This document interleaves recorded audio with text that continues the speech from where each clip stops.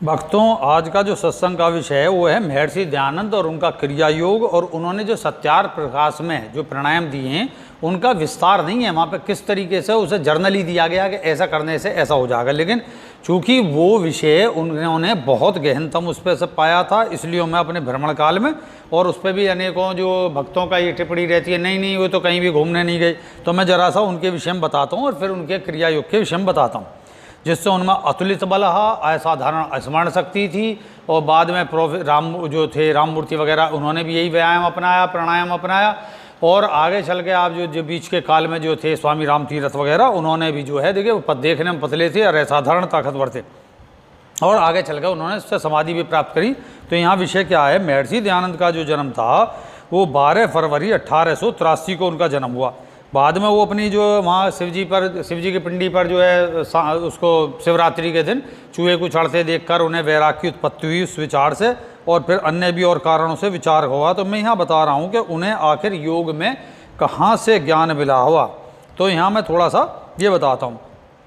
जब उन्होंने संन्यास ले लिया, संन्यास की दीक्षा ली, तब उनका नाम हुआ शुद्ध चैतन्य। और शुद्ध चेतन के बाद में जब वो चलते रहे और उन्होंने एम ब्रह्मास्मि जो अपने ये वेदांत का जो वो था उसके ऊपर चले, तो बड़ोदरा में सच्चिदानंद परमहंस से उन्होंने पता लगाकर, और परमानंद परवस मतलब जो परमहंस थे उस समय वेदांत सार अर्थ हरि मोड़े तोड़क मतलब वेदांत परिभाषा अधिक ग्रंथ पढ़े, और अपने हाथ से भोजन बनाने की असुविधा देखकर उन्हें चिदाश्रम संन्यास स्वामी से संन्यास लेने का विचार प्रकट करा। तो वहीं से परमानंद परमहंस नामक एक महाराष्ट्रीय दंडी स्वामी जो आधा मील पर वहीं पर रहते थे, उनसे परम विद्वान थे, इन्होंने दीक्षा ली संन्यास की। और शुद्ध चैतन्य से फिर इनका नाम हुआ दयानंद सरस्वती। तो ब्रजानंद से तो बहुत बाद में मिले। उन्हीं स्वामी के समग्र दयानंद जी ने दंडा का भी परित्याग कर दिया, जो दंड अधिकारी थे और मतलब दंड रखते थे हाथ में, और संन्यास आश्रम में योगानंद के पास, ये योगानंद परमहंस योगानंद नहीं है, ये योगानंद अनेकों सन्यासी हैं, जैसे विवेकानंद भी नाम जो है बहुत से संतों का मिला। तो योगानंद के पास से अहमदाबाद में इन्होंने ज्वालानंदपुरी और शिवानंद गिरी के पास योग क्रिया सीखी, और वहाँ से माउंट आबू पर्वत पर भवानी गिरी आदि योगियों का संग करके संवत 1912 के में इन्होंने अभ्यास करते हुए अंत में ये हरिद्वार में के कुंभ में आ गए। वहाँ से बहुत से सन्यासियों से भेंट हुई, और स्वामी जी जो है चंडी पर्वत के जंगल में योग अभ्यास करते रहे, और वहाँ भी ऋषिकेश में बहुत से संतों से समागम हुआ। इन्हें बहुत पर ये टिहरी चले गए, और वहाँ के पंडितों से परिचय जो है तंत्र शास्त्र में इन्होंने अनुसरण किया जाना। और महर्षि दयानंद ने दो पहाड़ी साधु जो केदार घाट रुद्रप्रयाग आदि स्थानों पर होते अगस्त समाधि पाए, और शिवपुरी होकर फिर केदारनाथ लौट गए। तो कुल मिला के आप जब इन्हें भ्रमण जो है मैं यहाँ बता रहा हूँ, 20 दिन तक ये अकेले चलकर तुंगनाथ की चोटी पर चढ़ गए, वहाँ से उतरकर घोर जंगलों में। तो ऐसे ही ये बहुत विचरण करके इन्होंने जगह जगह जो है योग साधना को सीखा, और बाद में इन्होंने जो है आगे चल के कई अनेक योगी जो, और जैसे मैं बताता रहा हूँ, भूख प्यास को इन्होंने देखा, अचेत हो गए, मतलब इनकी स्थितियाँ काफ़ी मतलब दुर्बल हो गई। तो ये पहुँचते ऐसा करके इन्होंने फिर एक बाद में रामपुर में आकर एक जीवित जागृत महर्षि तपस्वी से भेंट की। वहाँ से रामगिरी के स्थान पर गए, वहाँ से काशीपुर द्रोण सागर पहुँचे। तो मैं यहाँ बताता हूँ कि भाई किस तरीके से महर्षि दयानंद में फिर ये आई कि भाई मैं तो इससे जब कुछ ना मिल रहा तो देह त्याग दूँ, ऐसा विचार करते हुए ये वहाँ से मतलब मुरादाबाद, संबल और गढ़ मुक्तेश्वर, और यहाँ तक बाद में ये जो है आपके बुलंदशहर में ही जो है गढ़ मुक्तेश्वर है, और बुलंदशहर में अनूपशहर है, ये वहाँ भी आए, और वहाँ भी रहकर इन्होंने खूब अपने जो है ज्ञान प्रचार करा। ये तो बाद का विषय है, लेकिन समाधि मतलब ध्यान का विषय और जो मैं यहाँ योग का विषय, तो ऐसा नहीं, ये अपने भ्रमण काल के प्रारंभ में भी बुलंदशहर आए और वहाँ पर गढ़ मुक्तेश्वर आए। तो गंगा के तट पर इन्होंने जो है अनेक हठ योग में जो इन्होंने विषय देखे थे कि ग्रंथों की सत्यता जांचने के लिए इन्होंने मुर्दे को जो है काट पीट के हठ योग प्रतिपका आदि ग्रंथों के को जो है ये देखा कि इनमें जो कुंडलिनी चक्र के विषय में बताया तो वहाँ पे कुछ नहीं है इस तरीके का, तो विषय तो सूक्ष्म का था। तो आखिर ये जो है फिर वहाँ चलते चलते जो है फिर क्या हुआ इन्हें, फिर ये मतलब इन्होंने 22 दिन तक चांडाल दुर्ग के पास जो है दुर्ग मंदिर है, वहाँ पर चावल और अन्न का परित्याग करके केवल दूध पी रहे।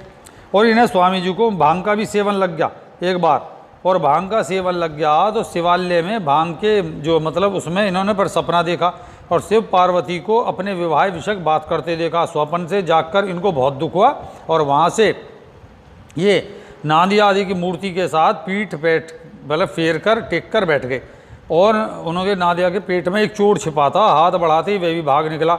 स्वामी जी जहाँ बैठ गए वहाँ बुढ़िया के एक दिया हुआ गुड़ और दही को भेंट खाकर इन्होंने अपनी जो है क्षुधा को शांत करा। तो वहाँ से नर्मदा के निकास के पर्वतों पर होकर ये भयानक निर्जन सुनसान जंगलों में एक रीछ से भी इनका वास्ता पड़ा।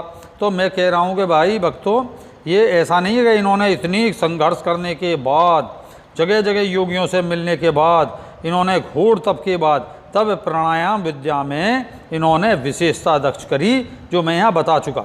और फिर जो है कार्तिक 2 सुदी कार्तिक में 1900 संवत 1917 में फिर ये महर्षि दयानंद मथुरा में आए और इन्होंने दयानंद जी उनसे जो है ब्रजानंद जी महाराज से दीक्षा ली। तो यहाँ पे जो ये कहते हैं कि नहीं ये तो कहीं भ्रमण ना करा, इन्होंने तो अपने आप ही कहीं योग सिखा, तो मैंने यहाँ थोड़ा सा इस विषय में बताया। तो भक्तों, अब विषय आता है इनके 2 प्राणायामों को लेकर, जो मैं आपको बताता हूँ। इनकी 2 प्राणायाम में विशेष दक्षता ही जो योगियों के माध्यम से सारे में मतलब योगियों का विषय है ये सारा। और फिर भी मैं आप सबको, जो कि मैंने सभी अभ्यास करें, तो मैं आपको यहाँ बताता हूँ। तो पहला अभ्यास जो इनका सत्यार्थ प्रकाश में लिखा है और जो सामान्य तौर पर ज़्यादातर योग शास्त्रों में प्रचलित है, वो है अंत्य कुंभक। मतलब जो जैसे करते हैं कि बाहर सांस रोका, तो उसको मैं थोड़ा सा समझाता हुआ चल रहा हूँ। एक गहरा सांस लें जिसकी टक्कर आपके मूलाधार चक्र पर हो, फिर गहरा सांस लेकर जब तक कुंभक करें, तीनों बंद लगाएं। जैसे आपने गहरा सांस लिया, फिर मूल बंद लगाएं, जालंधर बंद लगाएं, उड़िया बंद लगाएं, उड़ियान बंद। तब जितनी देर सांस रोका जाए रोकें और मन में अपने गुरु मंत्र का, इष्ट मंत्र का जाप करते रहें।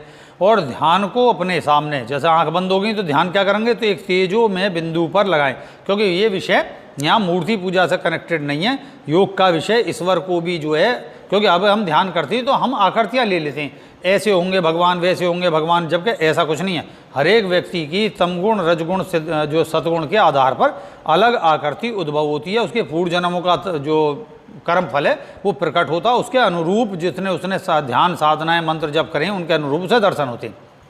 इसलिए योगियों ने क्या करा, जो वैदिक में उनका तो घोष ही है कि अपनी आत्मा को जानो, वेदों का। तो उन्होंने अपने जो है सामने जो आंख बंद करने पर तेजो में बिंदु का कल्पना करके उस पर ध्यान लगाएं। और जब घबराहट हो तो बहुत धीरे धीरे सांस को छोड़ते हुए कल्पना अनुभव करें कि मेरे सांस के साथ एक शक्ति का प्रवाह मेरी मतलब मूलाधार से होता हुआ, रीढ़ से होता हुआ आज्ञा चक्र से बाहर आकाश तक जाकर विस्तार हो गया, ऐसा विचार करें। और जैसे ही सांस को पूरी तरह वहाँ छोड़ें तो सांस को बाहर निकाल कर फिर उसी अवस्था में रोक दें। फिर तीनों बंद लगाएं। जैसे आपने सांस बाहर निकाल दिया, पूरा निकाल दें, फिर निकालने के बाद वहाँ बंद लगाएं, मूल बंद लगाएं, उड़ियान बंद लगाएं, जालंधर बंद लगाएं। ये लगाने के बाद में फिर थोड़ी देर मतलब, तो उसमें क्या होगा, ठुड्डी थोड़ी सी, जब बंद लगाओगे तो गर्दन नीचे को जाएगी। तो ऐसा अभ्यास करते हुए और फिर वही सोचते हुए, इसके सामने आकाश है, मतलब अंधेरे में एक बिंदु है और उसमें मैं ध्यान करते हुए अपने गुरु मंत्र और इष्ट मंत्र का जाप कर रहा हूँ। तो भक्तों, फिर जो है सांस को वहाँ छोड़े रखने पर जितनी देर आप पे रहा जाए, वैसे ज़्यादा देर नहीं रह पाओगे, तो फिर धीरे धीरे उसको फिर गहरा सांस ले। तो गहरा सांस जैसी लोगे तो फिर यही सोचना है कि आकाश से मेरे मतलब माथे से या मस्तिष्क से ऐसा होता हुआ या आज्ञा चक्र से और कंठ से होते हुए हृदय, हृदय से नाभि, नाभि से मूलाधार, मूलाधार पर टक्कर मार के तो जो है सांस फिर जब गहरा खींच के फिर कुंभक करें। कुंभक करने के बाद फिर मूल बंद, जालंधर बंद, उड़ियान बंद लगाएं और ऐसे ही सांस रोककर फिर यही भावना करनी है कि जितनी देर सांस रुका जाए। अब क्या होगा, जब आप बाहर रोकेंगे, बाहर रोक के फिर कुंभक करा, मतलब बहिर्कुंभक बोलते हैं उसे, और जब अंदर करा तो आंतरिक कुंभक बोला, अंतर कुंभक बोला। तो बहिर और अंदर मतलब आंतरिक कुंभक करने पर, ये तीनों बंद लगाने पर एकदम आपके शरीर में बिल्कुल आग खड़ी हो जाएगी। आपके अंदर सहन नहीं होगा, क्योंकि आपको जो है जितनी भी कार्बन डाइऑक्साइड बढ़ी है और ऑक्सीजन जो है जितना ग्रहण करोगे तो कार्बन डाइऑक्साइड बहुत जल्दी ऑक्सीजन जो कार्बन डाइऑक्साइड चेंज होगी। तो आप शुरू में तो कर लोगे, कुंभक को बना लोगे, फिर बहुत जल्दी ज़्यादा से ज़्यादा आप 10-15 सेकंड जो है आप रोक पाओगे। 10-15 सेकंड रोक पाओगे, फिर ऐसी बाहर तो समझिए कि आप मुश्किल से 5 या 10 सेकंड रोक पाओगे। अगर और जैसे ही आपने 2-4 और प्राणायाम बढ़ाए तो आपके हृदय की शक्ति मतलब जो धड़कन है वो बढ़ जाएगी, आपका प्राणायाम बहुत जल्दी खंडित हो जाएगा। ये प्राणायाम नहीं कर पाते। तब क्या करना है, थोड़ी देर रुको। जैसे आपने सांस खींचा, मूल बंद और ये लगाया, उड़ियान बंद जालंधर बंद लगा के थोड़ी देर कुंभक करा। कुंभक के बाद आप पे नहीं सोचा, मतलब रुका कुंभक, सांस टूटने लगी, तो आप जो है अपनी जो प्राणों की फीलिंग के साथ, जैसे मैंने बताया, आज्ञा चक्र तक आकाश में फेंक दें। प्राण की अनुभूति को, प्राण नहीं जाता, अनुभूति को, सांस तो नेचुरली बाहर निकलेगा, और फिर वहीं रोकें उसे, सांस को बाहर के तौर पर रोक के कुंभक करें। फिर ये जो है जो मैंने बताई उड़ियान मूल बंद और उड़ियान बंद जालंधर बंद लगाएं, और लगाने के बाद में फिर थोड़ी देर रुकें। ऐसा पहले एक प्राणायाम करें, प्राणायाम करने के बाद में अब थोड़ी देर रुकें। तो सवाल ये आ गया कितनी देर रुकें, तो कितनी देर रुकें, आपका जैसी हृदय गति थोड़ी सी शांत हो तब तक आप रुकें, क्योंकि आप प्रारंभिक अभ्यास कर रहे हैं और ये सबसे कठिन अभ्यास है। तो आपका इससे क्या होगा, आपका कुंभक बढ़ेगा, आप फिर चमत्कार तो खैर बाद में देखोगे, बल भी बढ़ता है, बुद्धि बढ़ती है, चित्त की एकाग्रता बढ़ती है। तो भाई क्या करना है कि तीनों बंद लगा कर फिर क्या करें, जो इतने बीच में जब हम रेस्ट करें, जो अंतर कुंभक और बहिर्कुंभक करने के उपरांत में जब हमारा थोड़ा सा दम घुटने लगा है, तो अब हमें सहज सांस लेते, सहज सांस लें, ना लेना छोड़ना, यहाँ कोई जो है अनुलोम विलोम नहीं करना, बस सहज से बैठकर अंतर त्राटक करना है, ध्यान लगाना है थोड़ी देर। जैसे ही आपको लगेगा कि आपका सांस फिर सहज हो गया, और फिर आप यही प्राणायाम करें। कौन सा, फिर एक गहरा सांस लें, गहरा सांस लेकर फिर जो है कुंभक लगाएं, मूल बंद उड़ियान बंद जालंधर बंद लगाएं, और फिर जो रोके रखें फीलिंग्स क्या करें, मंत्र जप करें अंदर, और अपना ध्यान उस बिंदु जो है सामने उस पर लगाएं। जो गुरु में, जैसे जिनके गुरु बना, जिन्होंने गुरु बना रखे, गुरु में लगाते हैं, जो इष्ट में लगाते हैं, इष्ट में लगाते हैं, इष्ट की आकृति सामने धारण रखे उसमें लगाते हैं। यहाँ विषय चूँकि महर्षि दयानंद से संबंधित है और योग से संबंधित है विशेषकर, तो मैं यहाँ ये कहूँगा कि बिंदु पर ध्यान लगाएं। और फिर मैंने फिर जैसी तुम्हें घबराहट हुई, जैसे एक प्राणायाम करा, फिर रुके, फिर एक ये इस तक अंतर बहिर कुंभक करके प्राणायाम करा, फिर रुके, और फिर ऐसे करके कम से कम 12 प्राणायाम ही करें। और 12 प्राणायाम कब तक करने, 1 महीने तक, 1 महीने तक 12 प्राणायाम ही करने। और फिर केवल क्या काम करना है, जब 12 प्राणायाम का अभ्यास बढ़ जाए, तो ये नहीं कि अगले 1 महीने में क्या करें 12 से फिर 13-14 कर दिए, नहीं, अब यहाँ प्राणायाम की वो जो कुंभक शक्ति है उसको बढ़ाना है। इसलिए 12 प्राणायाम से किसी भी हालत में आगे ना बढ़ें, केवल अपने जो मैंने क्वालिटी को बढ़ाएं, क्वांटिटी को नहीं, ये ध्यान रखें, क्वालिटी को बढ़ाओ, क्वांटिटी को नहीं। यही शक्तिवर्धक और जितने भी प्राणायाम हैं उनका गुण और सूत्र है, ये ध्यान रखोगे। क्योंकि अब ये तो मैंने तुम्हें यूँ ही बता दिया, निःशुल्क बता दिया, तो तुम्हें समझ में नहीं आएगी, इस पर तर्क को तर्क करते फिरोगे।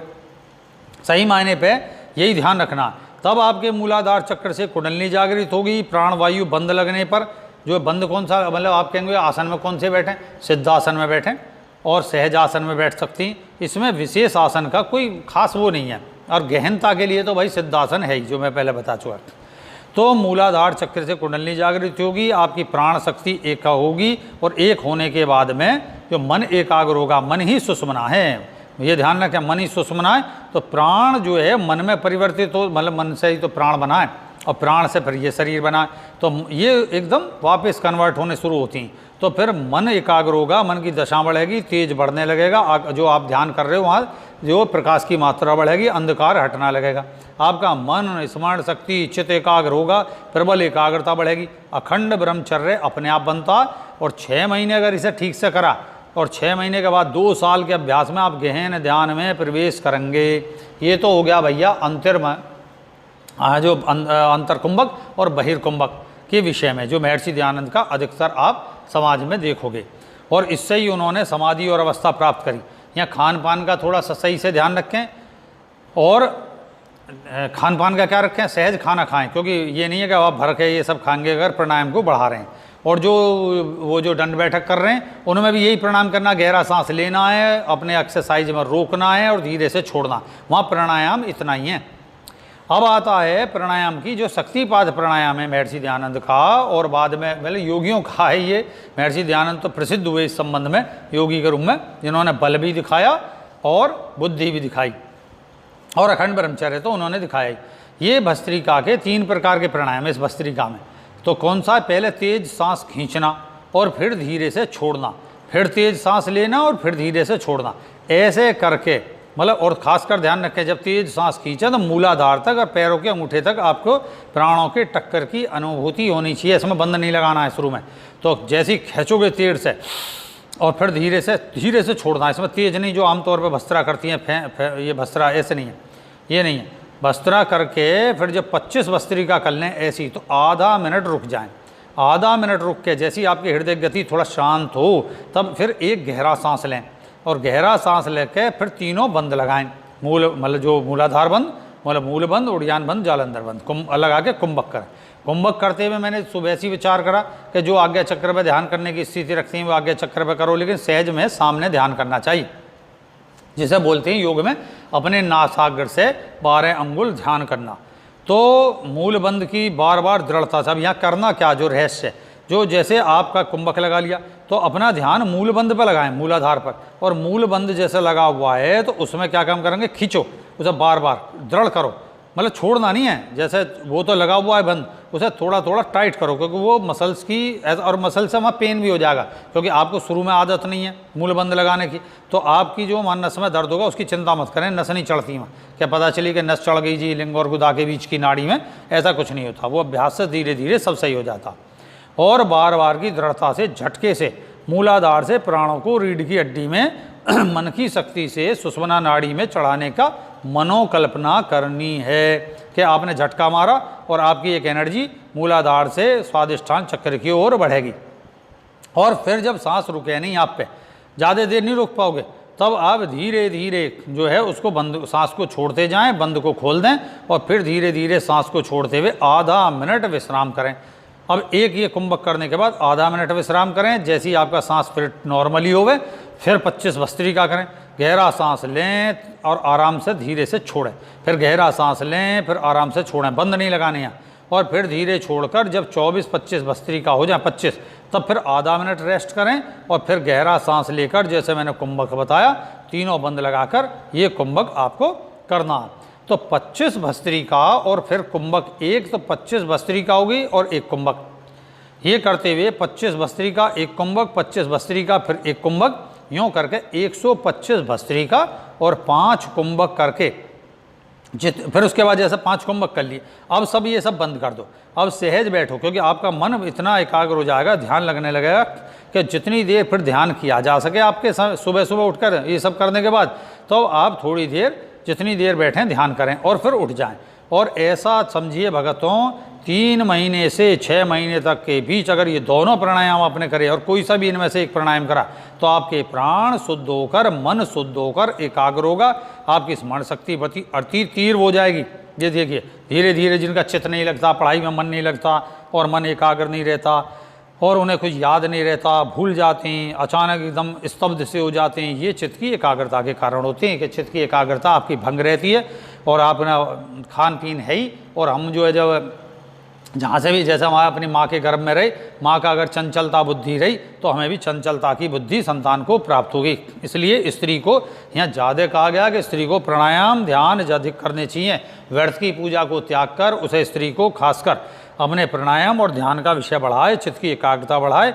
जब यूथ अवस्था से ही आप जो अपने मन को एकाग्र करोगे तो स्त्री आगे माँ बनने की कंडीशन में चल के समाज को सही मायने की योगी देगी। और नहीं तो अनगढ़त जैसे स्त्री को जो आज ये बलात्कार वगैरह हो रहे, ये सब तो उसे ही झेलने पड़ेंगे, क्योंकि जैसी कंपनी वैसे प्रोडक्ट। तो ये सीधा सूत्र है।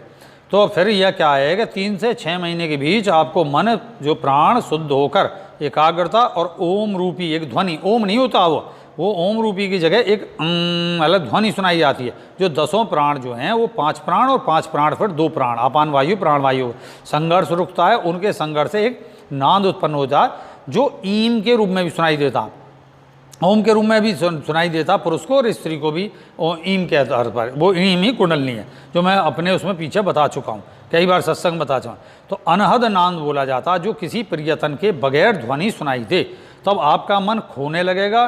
कुंडलनी जागृत होकर मन सुषुम्ना में प्रवेश करके गहन ध्यान और फिर समाधि की प्राप्ति होगी। इतना आसान नहीं है कि ये कह दिया कि आज ही समाधि हो गई और ये सब हो गया। लेकिन मैं जो बता रहा हूँ, बल बुद्धि तेज और अखंड ब्रह्मचर्य की सिद्धि तो संग संग मिलती है। आपको अखंड ब्रह्मचर्य के लिए कोई विशेष प्रयत्न नहीं कर रहा कि लंगोटा लगाए घूमते रहो, ये खाओ वो पियो, ऐसा रहो, हाथ पैर मुंह धो के सो, कुछ नहीं। केवल आप जब इस प्राणायाम को करोगे और शुद्ध आहार सही से खाओगे, पचाने लायक खाना खाओगे, सही नियम का पालन करोगे, सुबह उठकर ये सब प्राणायाम करोगे, तो महर्षि दयानंद जी के जो दोनों प्राणायाम हैं और स्वामी राम तीर्थ वगैरह ने भी उनकी जीवनी, वैसे उनमें जीवनियों में प्राणायाम नहीं दिए रखें। खास बात है सबने अपने प्राणायाम तो दिए और प्राणायाम का जो तरीका है सही मायने से रहस्य है वो छिपा दिया। अन्यथा महर्षि दयानंद के जितने भी आर्य समाज में उसमें क्यों योगी ना हुए इतने अच्छे, क्या उनकी कुंभक शक्ति होती, वो भी जो है मतलब जैसे राम इनका जो महर्षि दयानंद का था काशी में कि एक सांड जो था विचलित होकर जो है भागा, उनमें लड़ाई हो रही, अब वहाँ कोई बच्चा ज़मीन पे जो है और से गिर गया, बच्चा वहीं पड़ा, तो अब डर के मारे किसी की हिम्मत ना हुई, भीड़ हो रही है, हाय हाय हुल्ला मच रहा। लेकिन फिर जो महर्षि दयानंद वहाँ से निकले जा रहे, तो उन्होंने कहा भाई क्या हुआ, तो उन्होंने देखा कि जी 2 सांड लड़ रहे, आप उधर को मत जाओ। वे बड़े आराम से गए, निर्भय है, उन्होंने जाके सींग पकड़े दोनों सांडों के लड़ते हुए और बाहु कुंभक करा। देखो बाहु कुंभक क्या है, पहले मैं सोचता था कि मतलब बाहों में जो है प्राण आ जाएंगे, ऐसा नहीं है।